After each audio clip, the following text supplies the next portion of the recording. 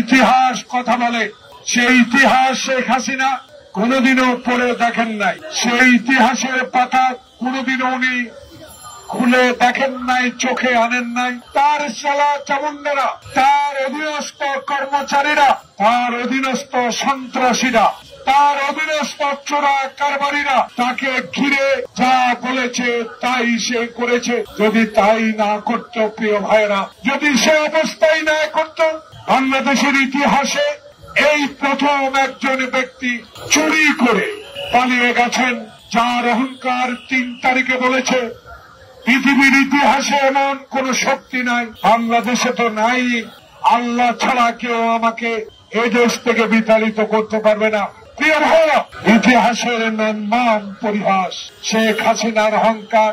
বৈষম্য বিরোধী ছাত্র আন্দোলনে আবু সাইদ মুগ্ধের রক্তের বিনিময়ে যে আন্দোলন ঢাকার বুকে হয়েছে, সে আন্দোলনের মুখে আপনাকে চুরি করে পালিয়ে যেতে বাধ্য করেছে। প্রিয় ভাইরা, অহংকার আল্লাহর চোখে কোনোদিনও শোভা পায় না। আমার ডানে মাদ্রাসা শিক্ষকরা আছেন, আমার চেয়ে ভালো বুঝবেন ধর্ম নিয়ে। আমি শুধু এইটুকু বলতে চাই, আমি ইসলাম ধর্ম বিশ্বাস করি, আল্লাহ রসুল আমার মহামানব।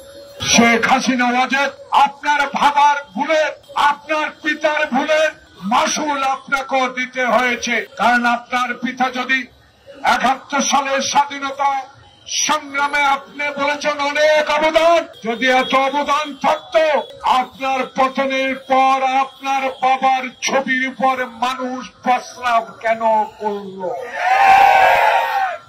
তাই ইতিহাস কথা বলে। আমি সেই ইতিহাসের দিকে যেতে চাই না, শুধু বাংলাদেশের মানুষকে জানিয়ে দিতে চাই, হত্যাকাণ্ড আপনি করেছেন, হেলিকপ্টার থেকে গুলির নির্দেশ আপনি দিয়েছেন, বৈষম্য বিরোধী ছাত্র জনতার উপর গুলির আওয়াজ আপনার নির্দেশে হয়েছে।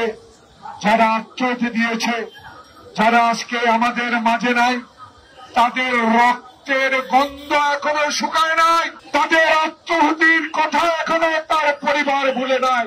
সে আত্মহত্যির মধ্য দিয়ে বাংলাদেশের ডক্টর ইউনূসের অন্তর্বর্তীকালীন সরকার, কারণ বাংলাদেশের 16 বছর ইতিহাসে এই মাদ্রাসা শিক্ষকরা রাস্তা আসতে পারে নাই, এই গ্রাম্য পুলিশগুলো রাস্তা আসতে পারে নাই, যারা গ্রামের মানুষকে শান্তি দেয়, যারা গ্রামের মানুষকে পাহারা দেয়, তাদের বেতন বৃদ্ধির দাবি করলো। সেদিন আপনার পুলিশ, আপনার এই ঘরোয়া সন্ত্রাসী বাহিনী, যারা আপনার ডানে বামে থাকতো, তাদের অত্যাচারে প্রেস ক্লাবে আসতে পারে না এই গ্রাম্য পুলিশ। হিন্দুস্তান মোদী সরকার একটু দয়া করে, বিশ্বের সবচেয়ে জনসমাগমের দেশ, জনগণের দেশ, বহুল মানুষ বাস করে, অনুরোধ রইল এই হাজার হাজার কোটি কোটি নির্যাতিত মানুষের পক্ষ থেকে, যারা আয়নাঘরে 10 বছর ছিল, যারা রিমান্ডের নামে 1000 ভোল্টের বাতির নিচে ছিল, তাদের পক্ষ থেকে মোদী আপনাকে বলতে চাই, অবিলম্বে এক করে শেখ হাসিনাকে বাংলাদেশে পাঠান। আমরা নিজের হাতে তুলে নিতে চাই না।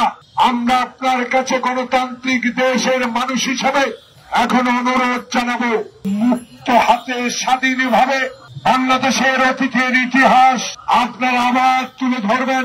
বাংলাদেশের মানুষের কাছে গত 16 বছরের ইতিহাস তুলে ধরবেন।